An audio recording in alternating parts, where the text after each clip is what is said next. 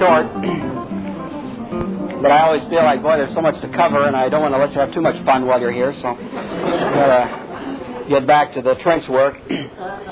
All right, so we've just been looking at some of the movements that were precipitating a crisis in Western history. Now, the reason we're going into all this, of course, is that, this is, again, a class that focuses on some of the factors that influence the formation of the Constitution. And it may seem like we've wandered quite far afield, but the point is that our Constitution came into being in the middle, really, of an attempt to respond to this crisis. And that's why we're looking at all of this, and I think that'll be more clear as we press on. So if you're kind of wondering why all of this background material is being provided, that hopefully is the objective that'll come clear eventually. Yeah, the crisis is still going on for that matter.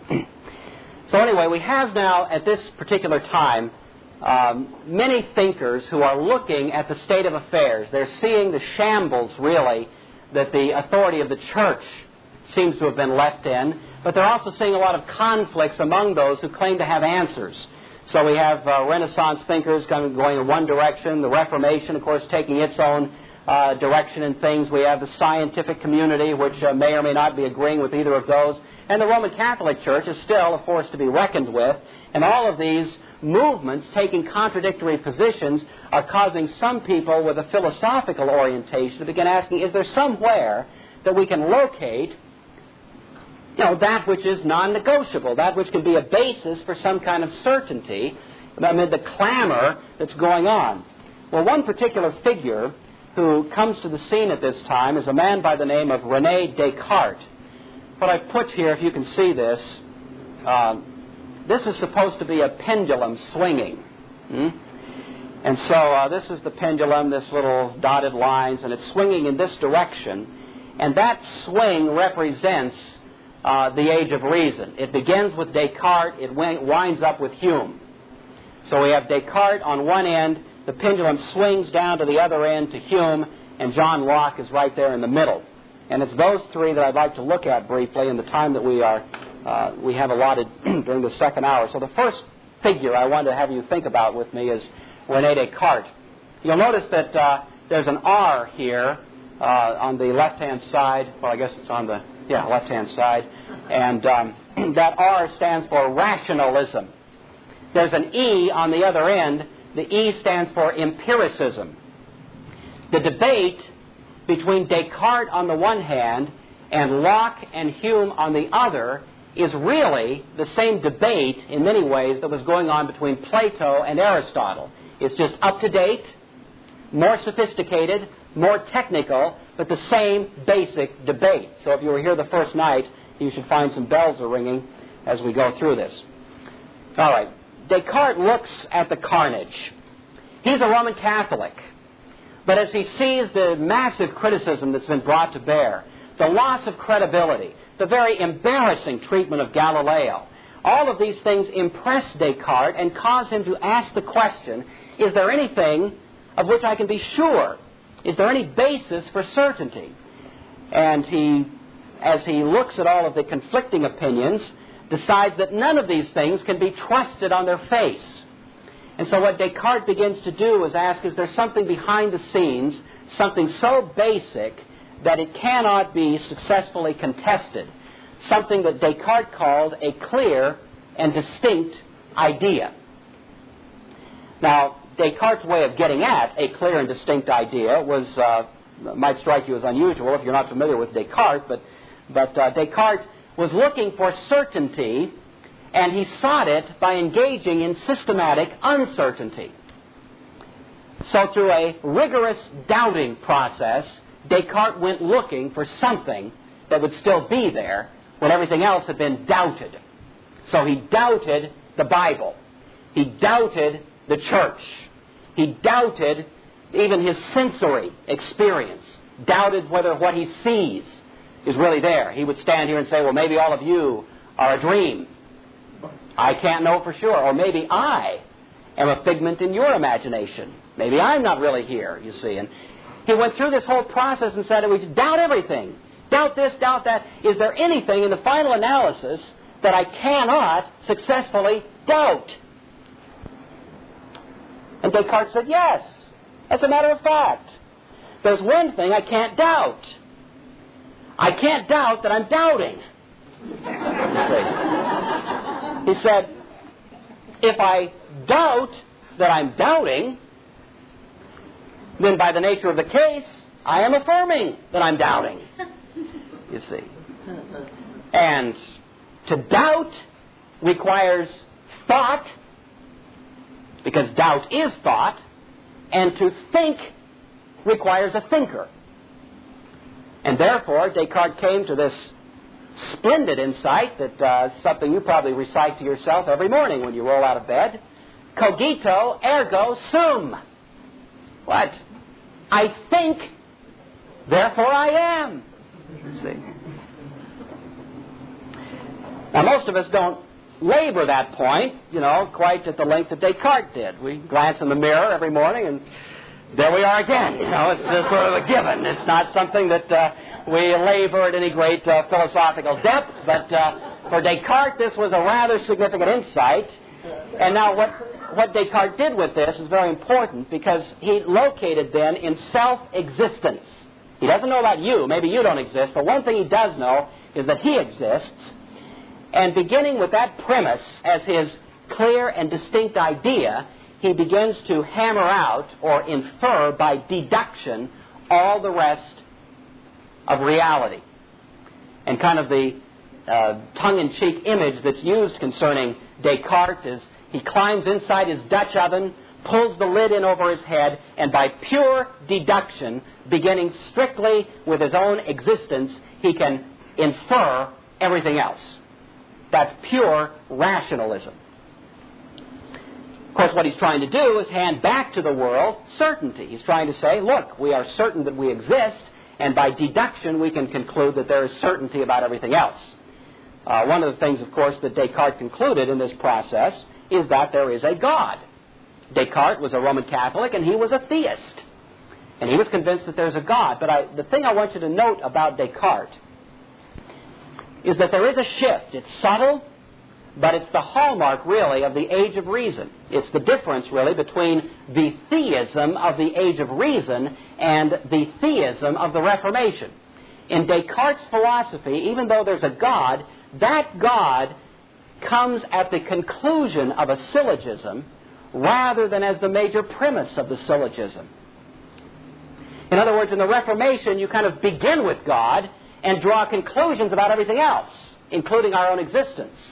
For Descartes, we begin with ourselves and draw conclusions about the existence of God by a reasoning process.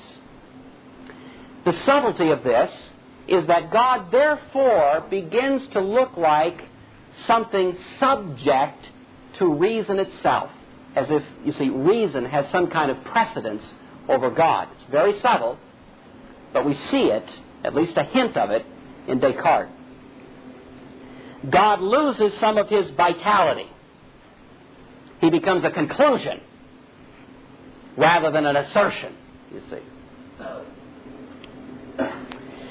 Well, there were many thinkers who followed Descartes and hammered out various applications of his theory.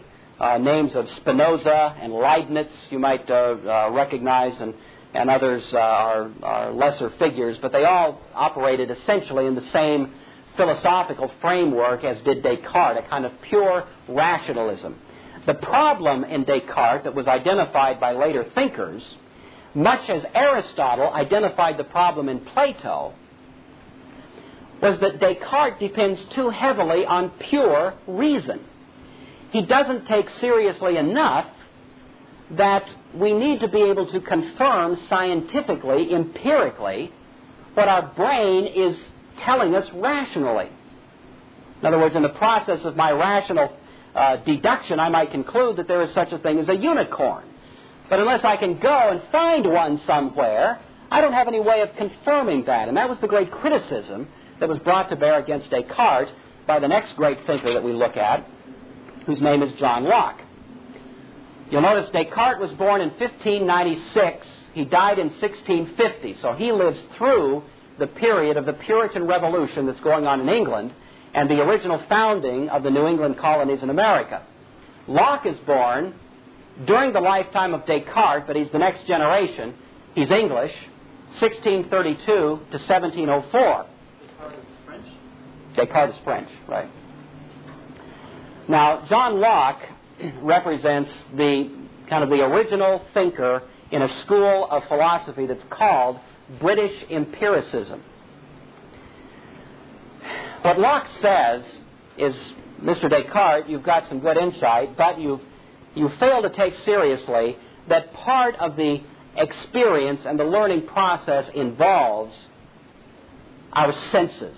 That information comes to us through our senses. We don't really climb inside a Dutch oven. I mean, come on. What we do is we come to life, and life writes its experiences on us through the senses. So it's Locke who postulates this little phrase you may have heard called the tabula rasa. We come to life, the tabula rasa is the blank slate. You see. So we come to life with a blank slate. Life writes its experiences on that slate. And that's how we learn. It's not so much these purely rational processes, but it's the experience of coming to life and actually having things happen to us that causes us to learn. So that's why he's an empiricist. Empiricism has to do with learning things through the senses, as opposed to rationalism, which has to do with learning things simply through the process of the mind. But if you'll notice, we put Locke kind of halfway on this pendulum swing. We start with Descartes on one extreme, wind up with Hume on the other. Locke doesn't go the whole distance. He still has a little bit of rationalism in him. A little bit of Descartes is still there. He tips his hat in the direction of Descartes, even though he's mostly an empiricist. So let's put him about two-thirds of the distance, if I haven't quite done that, but that's what I should have done. In Locke, even though he's an empiricist, he does say this, that we come to these experiences with equipment in our minds, and this equipment is rational equipment. The rational equipment is that which orders our sensory experience. And if we didn't have that rational equipment, we would simply live in a world of jumbling shapes and sizes and noises and would be able to make no sense out of it. So our mind can organize it. That's the place of reason. Reason doesn't give us the information, but it organizes the information and orders it so that we can live in this world. Now, Locke says that there are two basic principles of reason that we bring innately to life. The a priori reasoning process of the mind is reduced to two principles. The first of them is the principle of causation, which is simply this, that for every effect there must be a cause. That things don't happen utterly out of nothing. You see. The other principle of reason that Locke identifies is called the law of contradiction, or sometimes called the law of non-contradiction, which is simply this, that A cannot both be A and non-A at the same time in the same space. Okay? So you have those two principles that Locke says we bring to life, and we use it to order our sensory experience. Now that may seem fairly obtuse, but I just want you to know you operate on the basis of those two principles every waking moment. And if those two principles were not operating in your mind, you would think you were having a nightmare. Those, even though you may or may not have ever thought of them in terms of technical philosophical jargon, but they are there constantly. When you get in your car and drive home tonight, the law of causation and the laws of non-contradiction are going to be there. You may drive up to an intersection, and as you're approaching the intersection, see a Mack truck coming at a perpendicular angle, and you will look at it and say, my senses are telling me that there's an experience out there of a Mack truck. That truck cannot both be there and not there at the same time in the same space. That truck is therefore there as opposed to not there. And the law of causation tells me that if that truck hits me, there's going to be an effect related to that causal experience, and I'm going to be in trouble. And all of that goes through your mind intuitively. But if you pull it out and look at it, you're thinking of the law of non-contradiction and the law of causation all the time. You see. And so all Locke is saying is, let's at least identify that those are givens. Nobody can prove them. You can't prove causation. It cannot be proved. It has to be assumed. But it's a universal assumption. You can't prove non-contradiction. But we say of it, it's so obvious, why would we have to prove it? We come to experience with the assumption of those two principles. So that, in that sense, then, Locke has a little bit of rationalism in him. That is, he has a little bit of Descartes, but he has a whole lot of empiricism in him, and is more empiricist than a rationalist. All right. Now here's the point. This is the point that I want you to grab. Locke is saying that as we bring this reason to the experience, we note that there are rules by which our experiences are governed. Rules. We see that things tend to happen in a certain way, that there is a kind of orderliness about life that makes life somewhat predictable. And that orderliness is conditioned by the reasoning of our minds. And so Locke says that there are thus these rules, or what he calls laws, that we discover as we examine nature. And they are called laws of nature, or natural law. We discover them. We don't invent them. Now, according to Locke, who is also a theist, those laws of nature are there because God, when he created this whole thing, put them there. They are the laws that were built into the structure of things, and thus the task that we have is to uncover them by reasoning upon our experiences. Now, so far, that may not sound too shocking, but this is the thing in Locke that is very interesting. Locke says these laws of nature, that natural law is not restricted to the physical universe, but that the laws of nature extend to other areas of human experience. So in other words, there's not only laws of nature in physics, but there's laws of nature in art. There's laws of nature in politics. There's laws of nature in commerce. There's laws of nature, you see, in economics.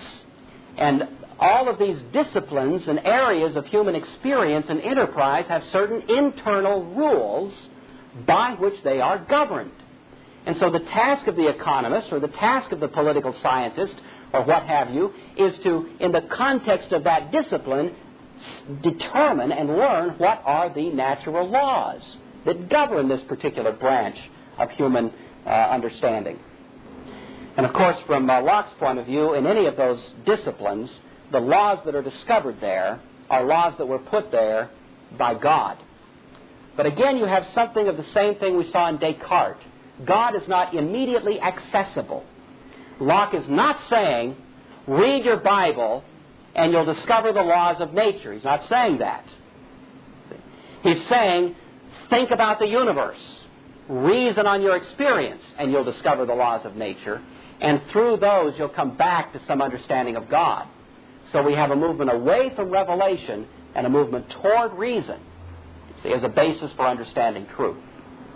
Now, the reason Locke is so important, and I'm going to come back to him again in a moment, just to expand even more, is because there's probably no philosopher who had more of an impact on Thomas Jefferson than John Locke. And the framers, virtually all of them, were profoundly impacted by British empiricism and particularly by the philosophies of John Locke. And so when we start trying to understand what was going into the Constitution, we have to appreciate not only was Puritanism making its contribution, but in a very profoundly explicit sense, the philosophies of Locke were being filtered right in. And indeed, I think it's a fascinating thing to read the philosophy of Locke. He's really quite a readable philosopher. And you think you're reading Americana, you see. You're reading some of the most basic ideas of American constitutional philosophy that we could hope to find. It's that clear. that some of the basic principles of Lockean philosophy are just wholesale planted in our Constitution. So that's why he's so important. He is a transition. That's what's interesting. He's a transitional moment. The pendulum is just swinging. We just happen to pass through Locke on the way to Hume. And the point is that it's just during that little transition. British empiricism, just one tiny little moment in Western history. You see, it just happens to be that that's when this nation is born. You know, if it had been 50 years earlier or 50 years later, we'd be talking about different issues. But it just happened to be Locke, who died, of course, in 1704, but his philosophy was impacting the thought in 1776 and thereafter of the thinkers in America who were going to work on the Constitution. As I indicated, we pass through Locke and wind up at Hume. Hume really goes the rest of the distance and becomes the extremist of empiricism. Hume, I'm not going to treat tonight. I just want you to make a mental note that he's out there, because we'll come back to him in 2 weeks and look at the relationship between Hume and Kant and some very important things that happen in connection with Hume. But Hume, of course, is not a theist. He's probably one of the most brilliant antagonists of the Christian faith in the history of philosophy. He gives himself wholeheartedly to the task of proving that the classic arguments for the existence of God don't work. He goes all the way to an extremity of empiricism and is a fascinating character in his own right, but we'll kind of leave him aside for now. But just so you'll see that we have this kind of sweep here that winds up really with the extreme of Hume on the other end. All right, coming back then to Locke. Just as there had been thinkers that had come after Descartes who picked up strands of Descartes' thought and applied them in various areas, so we have the same thing, even more so really, with Locke. That there are those thinkers who come after Locke who pick up particular strands of Locke's philosophy and apply them in particular disciplines. So if we wanted to kind of illustrate this, we'd say that there were several different thinkers who come out of the philosophy of Locke. For example, you may be familiar with Montesquieu, who's really regarded in many ways as the father of modern political science. Montesquieu read Locke, and being a political scientist, asked himself the question, as we zero in on political science, do we find natural laws that govern governments, that affect political science as we study that? Montesquieu concluded in the affirmative that various kinds of governments have natural laws that govern how they operate. And so Montesquieu wrote in this area and concluded, interestingly, that there are basically 3 kinds of governments: monarchy, tyranny, and democracy. Like 3 different games, and each game has its own rules. There are natural laws that are connected with a monarchy. So for a monarchy to work, it requires that these rules be respected. The fundamental rule in order to have a monarchy work properly is in the people a strong sense of honor. That is, the honor associated with royalty, and in particular with the king. So the people have to have a sense of the dignity and the majesty of the monarch. And that's why in monarchies you've always got these very sophisticated ideas of etiquette and chivalry, kind of the pomp and circumstance that attends the monarch. And as long as the people have in their minds some sense of the honor and dignity of that majesty, a monarchy will operate. You see, as soon as the people lose that sense of honor, the monarchy collapses. For a tyranny to operate, it doesn't take a sense of honor, it takes a sense of fear. So for a tyranny to perpetuate itself successfully, so says Montesquieu, it takes bloodbaths, gratuitous purges, unpredictable slayings, death squads, and as long as you can have, a tyrant who can keep people in a state of fear, never knowing, where the next act of violence is going to take place, the tyranny will continue. And those are the rules to perpetuate a tyranny. Montesquieu observes that in order for a democracy to operate, what it takes in the people is a strong sense of what he calls civil righteousness. And as long as the populace has a strong, deeply embedded sense of civil righteousness, a democracy will operate correctly. But as soon as people begin to lose that sense of a civil righteousness and become focused primarily on selfish interests, then the democracy is in very deep trouble. Because the democracy in itself is no more virtuous than any other form of government. It just requires that the people have the responsibility necessary in order to perpetuate it successfully. Well, Montesquieu, of course, develops that, and others that came after him did the same thing. But the point here is that it was Locke and his notion of natural law that was being applied in the area of political science. Another great thinker who comes after Locke, who picks up the Lockean philosophy but applies it in a different discipline, is a great economist. He's born in 1723 and dies in 1790. And his name is Adam Smith, writing The Wealth of Nations. And again, I think most economists would allow that really the birth of modern economics, you see, could be traced back to this great thinker. But if you read The Wealth of Nations, you become very aware that he's working with the notion of natural law, that there are natural laws that govern economics, and those laws have to be respected. Well, for our purposes, there's another thinker that I want to highlight who isn't an economist or a political scientist, but who is also committed to the idea of natural law. He's also born in 1723, the same year as Adam Smith. He dies in 1780, so he dies 10 years earlier than Adam Smith did. But this particular man is an English jurist. And he takes the idea of natural law and applies it in the area of law, and says that in order for law to be properly understood and for theories of jurisprudence to operate, these principles of natural law must be respected. The book that he wrote is entitled Commentaries on the Laws of England, and his name is William Blackstone. Now, I don't know if you've heard of William Blackstone, but there was a time in this country where a person could not successfully go to law school unless they mastered William Blackstone. That Blackstone was the foundational learning material for an American lawyer or an English lawyer. And indeed, for about the first 120 years of this country's history, Blackstone was axiomatic to a legal education. I think it's probably safe to say that there's no more than maybe 3 or 4 law schools in the United States out of 175 that are credentialed by the ABA that even treat Blackstone in passing, not to mention offer a course on him, even as a historical museum piece, you see. He is ignored.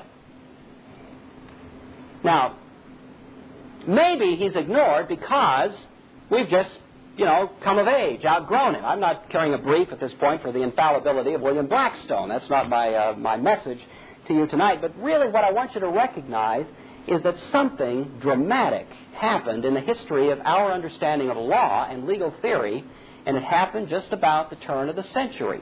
It was brewing, and it really came to its full fruition through the influence of a man by the name of Oliver Wendell Holmes. And he represents a great watershed in the history of jurisprudence in this country that essentially cuts off the former theories of Blackstone and inaugurates an entirely new philosophical premise upon which law, and particularly the Constitution, would be interpreted.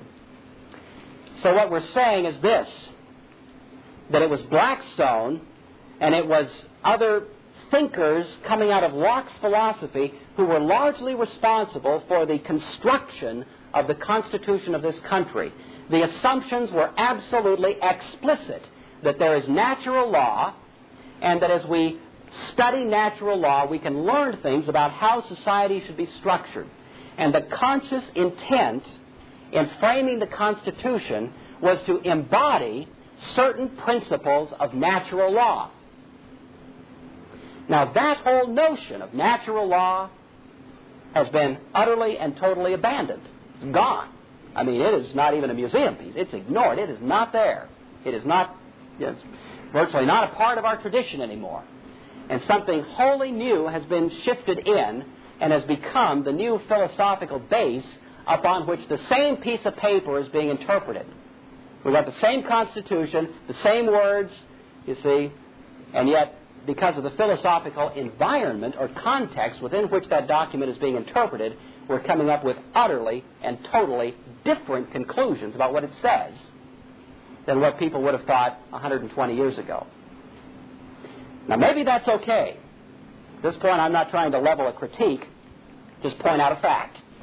But I want you to know, you see, that we are not at the same place we used to be in terms of the equipment that we bring to the task of interpreting the Constitution. Let me just wrap up in the 10 minutes or so that I have left with some final concluding remarks about the Age of Reason. Last week I was finishing up by looking at some basic notions of Puritanism that have continued down through American thought and American philosophy, and I'm trying to do the same thing now, but identify some basic ideas of the Age of Reason that have also reverberated down through the history of our country. And then leaving it at that, then when we come back together next week, we're going to look at these two traditions. Puritanism on the one hand, the Age of Reason on the other. They sort of touch each other. And as they touch each other there in the late 1700s, what we come up with is a constitutional theory, which is a mix, a hybrid, really, of Puritanism and this rationalism. And it gives us this constitutional philosophy that becomes really the stuff out of which our society was originally constructed. So next week we're going to be looking particularly at the actual drafting of the Constitution and some of the values that went into it and why it is the way it is and what some of the objectives were in making it that way. But having said that, then let's just look at some of the basic ideas that were characteristic in the Age of Reason. The first of them that I've already alluded to several times is an understanding of God. As a rule, the thinkers in this period of time were theists. They were not atheists. With the single exception of Hume that I've already mentioned, most of these individuals were committed to the notion of a God being out there, and indeed committed to the idea that we can't explain the nature of things unless we allow that there is this deity. But the theism of the Age of Reason was quite different from the theism of the Puritans. Namely this, that the Age of Reason gave a theism structured along lines that's usually called deism. If you're familiar with that term, you know that deism postulates a view of God essentially as a first cause. So God is not understood as being immediately participating in life. He's not here in any kind of ongoing providential way, but he at least was the one that sort of got this thing going. And the watchmaker theory is the approach that's usually used to understand it. It's like God creates the universe, winds it up, you see, sets all of the internal intricate mechanics, sets it in motion.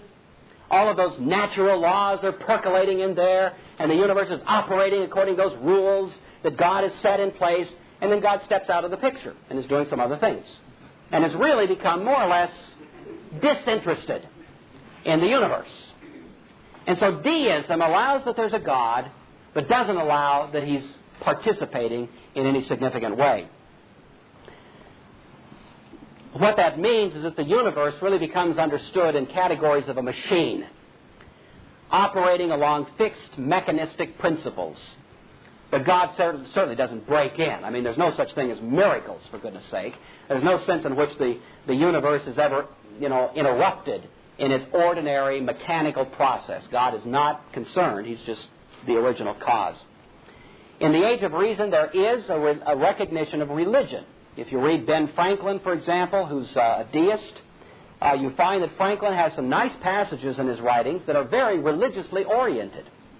But if you look at it carefully, you see that the kind of religious expression that characterizes the deists is not the same sort of thing that you would find in the Puritan writers, where there's really a wholehearted sort of praise and acknowledgement of God, an expression in much more filial and loving categories of the relationship that's possible with God, but rather it's just sort of a distant appreciation, just a passing acknowledgement of the loveliness of creation, but no sense in which there's a personal affinity to the deity. And thus religion comes to be understood largely in rational terms. That is, religion becomes a religion of reason. And religious experience is really more just the product of the reasoning process rather than anything having to do with revelation or faith in the traditional sense of that word. Most importantly, as I've said, God does not intrude into life. Things just run along more or less mechanistically. Art is understood as an important human expression, but it only celebrates the rational order. And so artistic expressions that have religious themes become less important, but it's more just celebrating the beauty of creation from sea to shining sea. You know, we look at the beauty of this planet and this country and celebrate God's creative genius in a kind of natural, rational way, but leave it at that. Science becomes the task of determining what are the logic of facts or the rules or principles by which things happen. Law, as I've said, is largely interpreted in terms of natural law. So we look to natural law and from that infer what law should be in terms of legislative law, positive law, but any kind of law has to be interpreted in terms of natural law, which is built into the nature of things. Reason becomes the supreme authority. Classically, revelation had been the supreme authority. What God says, either through the church, in the Roman Catholic view, or through the Scriptures, in the Reformed view, but either way, it was what God says that is the supreme authority. Well, revelation has now been displaced, and the supreme authority becomes reason. What does reason say? The chief institution of redemption classically had been the church. In the age of reason, the chief institution of redemption becomes the university, the place of learning. And finally, government, as we indicated last week, and this would be something shared with Puritanism, is ruled by law. That notion of rex lex that I mentioned last week was also accepted in the age of reason. Simply to say this in conclusion, there's a lot that the Puritans and those coming out of British empiricism shared in common. They were both theists, you see. They both agreed that government should be ruled by law. They were both committed to a reasonable, rational approach to learning. They were both committed to science with integrity. In many ways, they had a lot in common, totally different philosophical foundations, but shared a lot in terms of specific enterprises and convictions, and thus a kind of loose coalition could be formed at the time of the framing of the Constitution between these two forces. The Puritan mentality, really, as it survived to that time, on the one hand, and those out of the age of reason on the other. It's a fascinating thing to see, then, what was intended as the constitutional documents were actually put together, and to see some of the values that went into that particular enterprise. So, it's 9 o'clock sharp. I'm done. 1 week from now, we'll pick up at that point and press on. Thank you.